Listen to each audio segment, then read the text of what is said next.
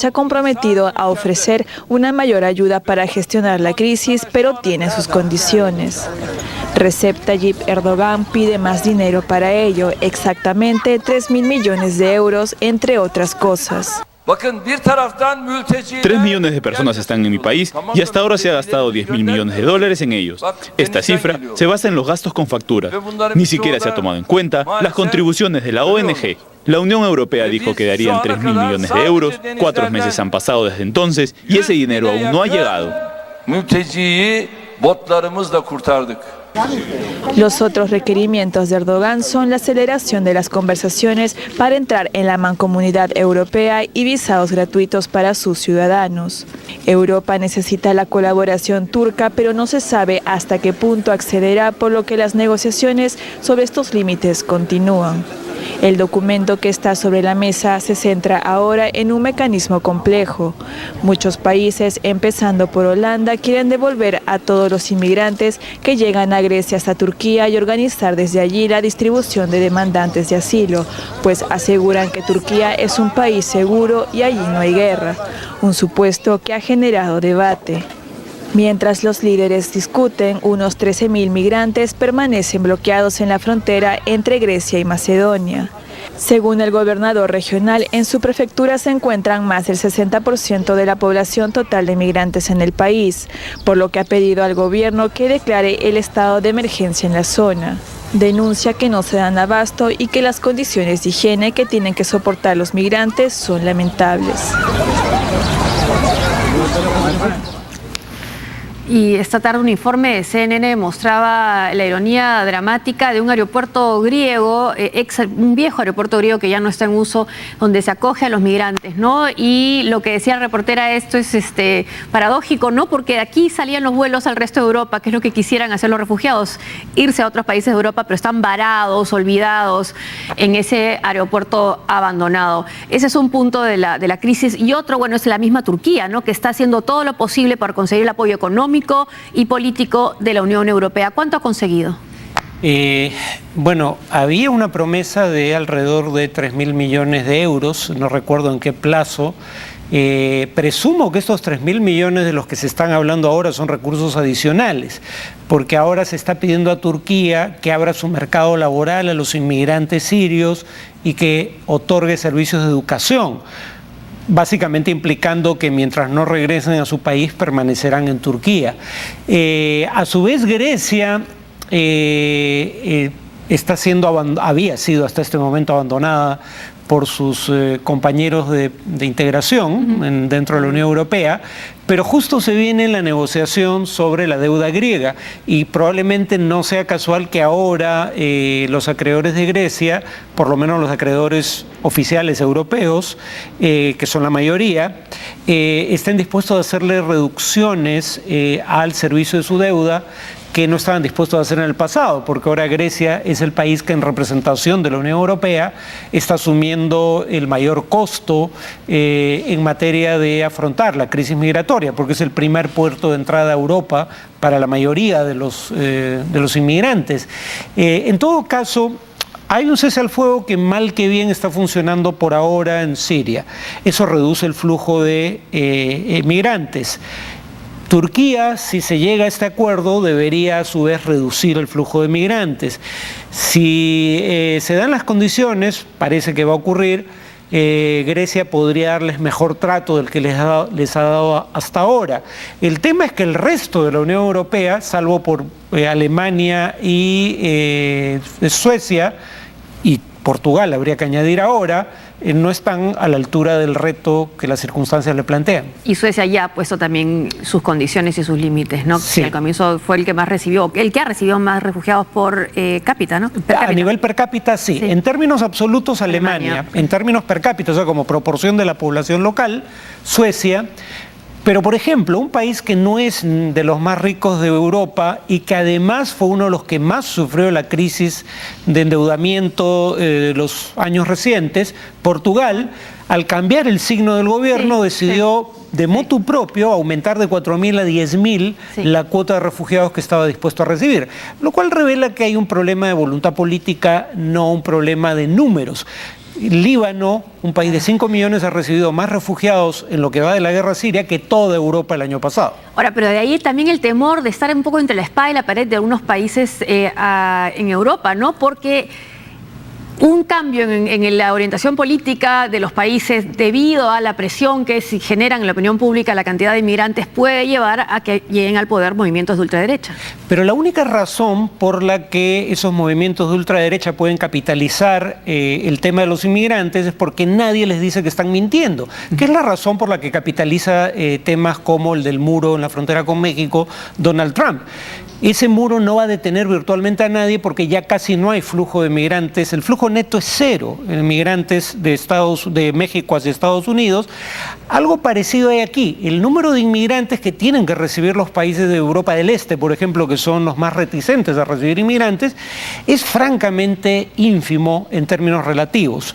Uno. Y dos, la mayoría de cosas que se dicen sobre los inmigrantes no son ciertas. Hay trabajos estadísticos que demuestran que los inmigrantes son ligeramente menos proclives, por ejemplo, a cometer delitos que la población local. Pero cuando un inmigrante comete un delito, la derecha pone el reflector sobre ese caso para pretender que es un caso generalizado o un ejemplo de un problema generalizado. Y el tema es que nadie les dice lo contrario, más allá de los académicos, a los que, como me consta a mí que lo soy, muy poca gente escucha. En este programa sí, te escuchan. Bueno, pero en el tema de la Unión Europea, ¿no? Esta crisis que ha causado la situación de los refugiados hace que revisen posturas como las que han tenido con Grecia, por ejemplo, y también con Turquía. Están teniendo que llegar a Turquía con acuerdos con un régimen como el de Erdogan, que acaba de forzar el cambio de una línea editorial del periódico más importante. Claro. Tiene que traerse ese sapo. O sea, Erdogan ni siquiera tiene la delicadeza de matizar sus ínfulas autoritarias, ¿no? O sea, sabiendo que la Unión Europea lo necesita tanto para su estrategia y Estados Unidos en Siria, en la guerra civil siria, como para su estrategia respecto a los refugiados, que en buena medida son producto de la guerra civil en Siria, que cada vez es menos civil y más internacional, pero sabiendo que lo necesitan como aliado estratégico en esas circunstancias, siente que tiene mano libre para, digamos, tomar por asalto el principal diario del país, que tenía una línea editorial opositora y que va a cambiar producto de un problema judicial, pero si algo conocemos en el Perú es que a veces el Poder Judicial está puede ser manipulado con fines políticos. Así es. Entonces el gobierno dice que no es asunto suyo, que es un tema legal, pero todo parece indicar que si producto de ese problema legal cambia la orientación del principal diario del país, que es opositor, probablemente no sea casual en un contexto de creciente autoritarismo, ¿no? Ahora, también en esta situación escuchaba una entrevista de Cristian Mampur, también de CNN, al jefe de la OTAN, y le decía de qué manera esta participación más enérgica, más activa de Rusia a nivel internacional ha generado esta crisis también en la Unión Europea y es su manera de responder a las sanciones impuestas. Sí. Desestabilizar la OTAN. O en su defecto, utilizar su influencia en la guerra en Siria para obtener concesiones en el tema de Ucrania. Es una posibilidad. El tema es que tampoco hay, propiamente hablando, prensa libre en Rusia, entonces esos debates no son abiertos, pero todo parece indicar que efectivamente Rusia gradúa su respuesta en Siria dependiendo de cómo vayan las cosas tanto en Siria como en Ucrania. Y en el caso sirio es evidente que lo que ocurra en materia de refugiados depende en buena medida de la estrategia que decida adoptar Rusia, porque recordemos la cobertura que dábamos a la guerra de Siria antes de la intervención rusa. El gobierno sirio estaba retrocediendo, de hecho estaba abandonando posiciones que no había perdido en combate simplemente porque no tenía suficientes soldados para custodiar todos los lugares que controlaba, y la intervención rusa ha revertido dramáticamente esa situación. situación. O sea, sin dejando a un lado por un momento el trágico costo en términos de vidas y de crisis humanitaria, ¿la estrategia rusa le ha dado resultados dentro de su punto de vista político? Creo que sí, porque ahora en buena medida todos saben que lo que ocurra en Siria depende más que del propio Bashar al-Assad, iba a decir Hafez al-Assad, que era su padre, del cual heredó el trono, más que del Assad, de Putin.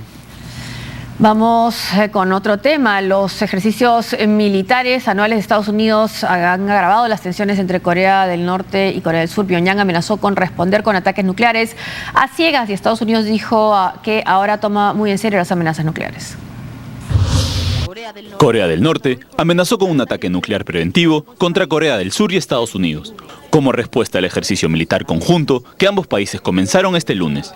Esta advertencia se produce unos días después de que el líder norcoreano Kim Jong-un amenazara con recurrir a un ataque nuclear después de que la ONU intensificara las sanciones contra su régimen. La resolución del Consejo de Seguridad de la ONU, presentada por Estados Unidos, y adoptada el pasado miércoles por unanimidad, incluyendo China, la única aliada de Corea del Norte, respondía a los ensayos nucleares y balísticos de Pyongyang. En un comunicado citado por KCNA, el Mando Supremo del Ejército Popular Coreano afirma que estas sanciones escandalosas condujeron a esta tierra a hervir como una caldera de batalla. La retórica conflictiva es una constante del régimen más aislado del mundo cuando las tensiones aumentan con Seúl. Pyongyang dispone seguramente de un pequeño arsenal de cabezas nucleares, pero los especialistas están divididos en cuanto a su capacidad para instalarlas en misiles. Las maniobras de este año pretenden ser una demostración de fuerza tras las recientes pruebas de armas de Corea del Norte e involucran a más de 300.000 efectivos surcoreanos y 15.000 estadounidenses, que simularán estrategias de combate conjuntas no ensayadas hasta el momento por los dos países. Corea del Norte mantiene que estos ejercicios suponen un ensayo de guerra nuclear contra el país, mientras que Seúl y Washington recalcan el carácter defensivo de las maniobras. Bueno, lo que comentábamos mientras veíamos este reportaje, ¿qué hace que esto sea diferente? Ya es una cuestión rutinaria, estas amenazas constantes y estos ensayos de Corea del Norte. Sí, dado que entre Corea del Sur y Corea del Norte hay un estado de guerra, porque no hay acuerdo de paz, formalmente siguen en guerra, y que Corea del Norte es un país con armas nucleares, Estados Unidos y Corea del Sur realizan maniobras militares en prevención de una nueva guerra con Corea del Norte, todos los años. Corea del Norte todos los años amenaza con que en caso de que el propósito de estas maniobras sea hostil, o sea, intento de, por ejemplo, invadir territorio norcoreano, su respuesta sería fulminante. Eso de que tal vez sea un problema de traducción, pero no tiene ningún sentido decir o amenazar con un ataque nuclear indiscriminado. Un ataque nuclear es indiscriminado por naturaleza. O sea, un ataque no discriminado, no indiscriminado, es un ataque contra un blanco específico, pero una bomba atómica tiene un radio de acción tan amplio que es indiscriminada por naturaleza como medio de acción, el lanzamiento de una bomba de este tipo. Pero bueno, ¿qué cosa es nuevo aquí? Hay dos elementos nuevos. Primero, o en todo caso que tensan aún más la situación. Corea del Norte, contraviniendo normas de derecho internacional y por eso fue sancionada por el Consejo de Seguridad de la ONU, ha hecho una prueba con una bomba que ahora alega que es de hidrógeno, aunque las fuentes de inteligencia occidentales dudan que ese sea el caso. Y segundo, como siempre hace, lanza lo que dice es un satélite que va a orbitar el espacio terrestre, pero en la práctica los servicios de inteligencia occidentales creen que es una prueba para un eventual misil de uso militar. Por esas razones es que estas maniobras son más grandes de lo habitual y además Estados Unidos le ha ofrecido, y ahora lo ha aceptado Corea del Sur, incluir a Corea del Sur bajo el paraguas protector de su sistema antimisiles. ¿Por qué eso es grave o podría serlo? Porque claro, lo que China dice, ese sistema de protección antimisiles tiene como propósito presunto proteger a Corea del Sur de un eventual ataque de Corea del Norte, pero ese mismo sistema puede también interceptar misiles chinos, entonces puede ser visto como un acto hostil no solo hacia Corea del Norte, sino también hacia China. Hacia China, ya vemos, bueno, lo cerca que están las ciudades importantes en Corea, en la península coreana. Pues si podemos quizás apartarlo, vemos también dónde está China, no sé si se le puede alejar un poco. Claro, no sé. Bueno, Corea del Sur, luego Corea del Norte y al norte de Corea está de la península coreana está China. Y ahí está Shanghái, una de las principales ciudades chinas, no tan lejos, o Shandong. Beijing está también muy cerca de Pyongyang y de Seúl. Es Google Earth. Bueno, vamos a otro... No, vamos a un corte ahora entonces. Y al volver... Tras un intenso debate, los demócratas se enfrentan mañana los candidatos en una nueva primaria.